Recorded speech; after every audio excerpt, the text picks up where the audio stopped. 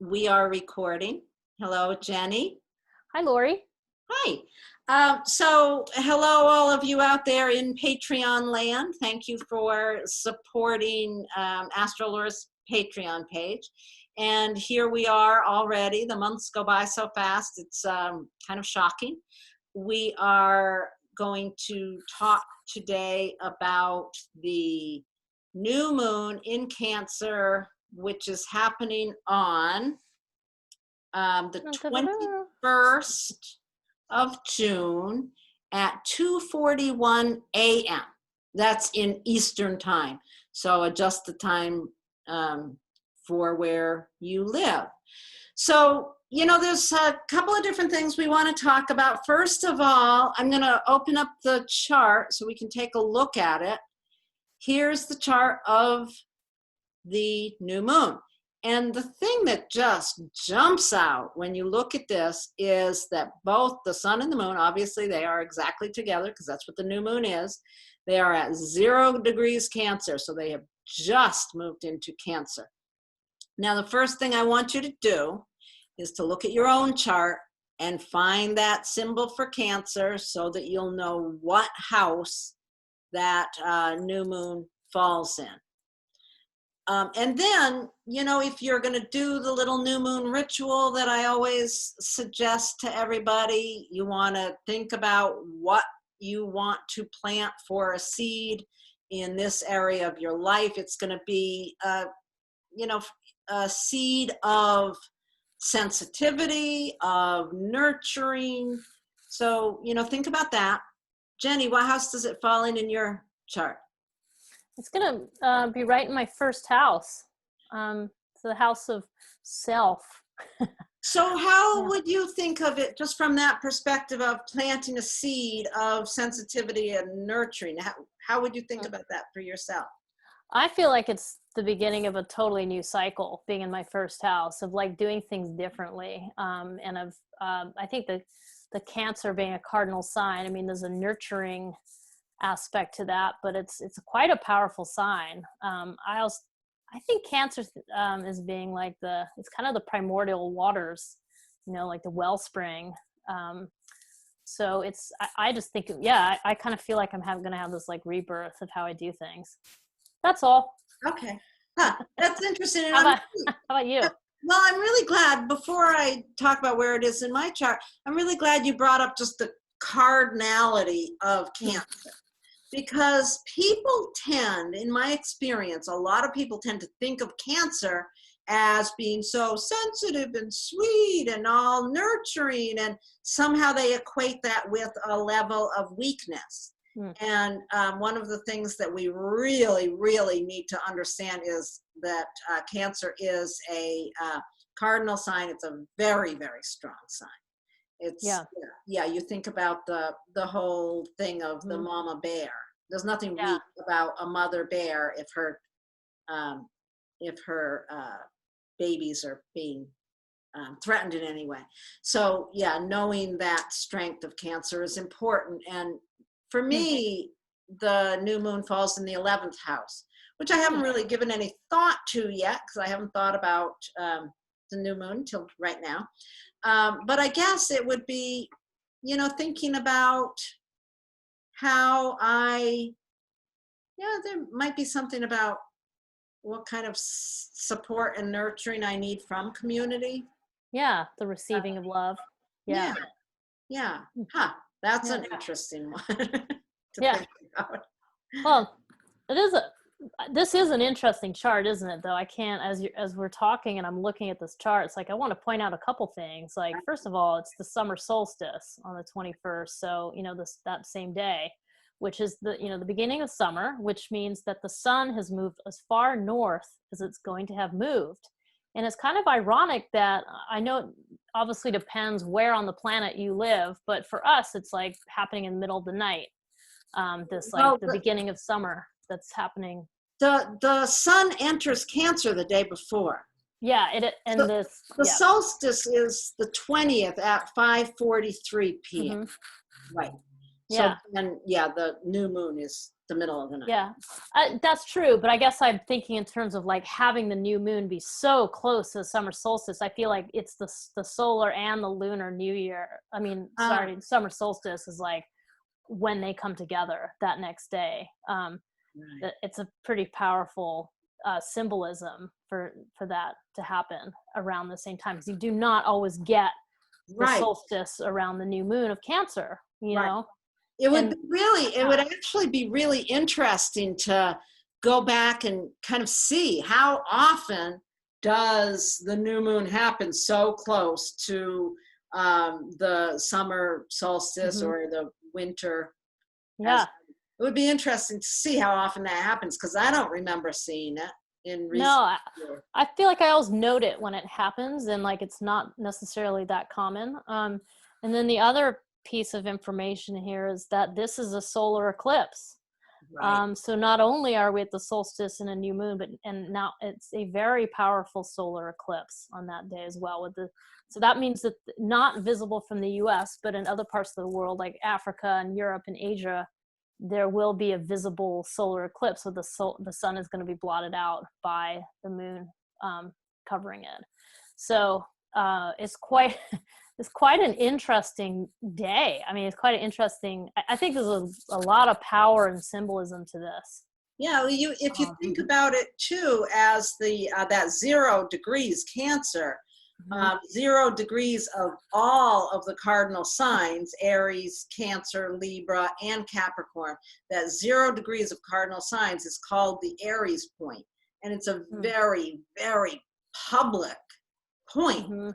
Yeah, So it is. yeah, there's a suggestion in this that something begins that's a very publicly noted.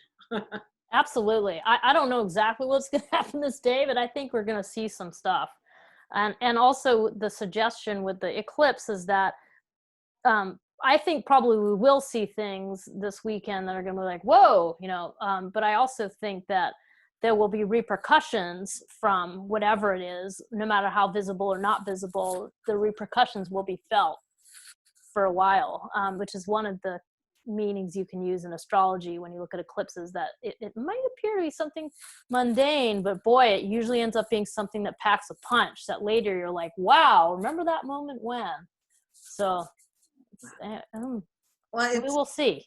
yeah, and it's interesting. I mean, we're in the middle of 2020 where everything feels that way, you know, everything feels so full of, yeah, yeah, Yes, full of yeah. something, something intense. Yeah, intensity and yeah, so much going on. So many uh, different things that claim to be the truth at this time that are conflicting, um, and so I think on a personal level, what we could think of with the Cancer new moon is like, how can we take care of each other better?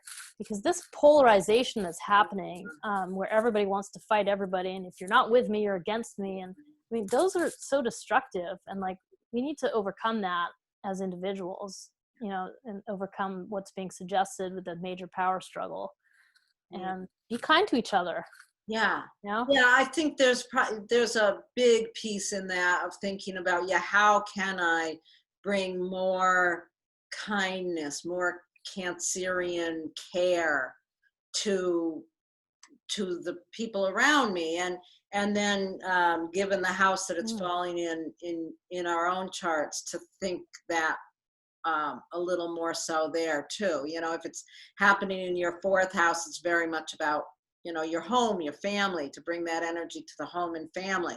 If it's happening in your ninth house, how can you help others to learn? How can you help mm, teach others about how to use that energy out in the world? And, you know, so think about that in relation to the house that it falls in your own charts. yeah, Um, yeah, fascinating.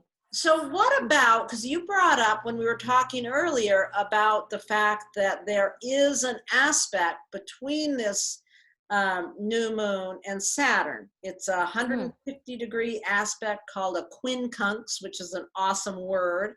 I don't normally use these, you know, I stick pretty well to the 5 basic aspects, but quincunx is a interesting one indeed. If you're going to stretch out beyond those 5, the quincunx, my understanding is it's something about adjustments that bring clarity. Is that?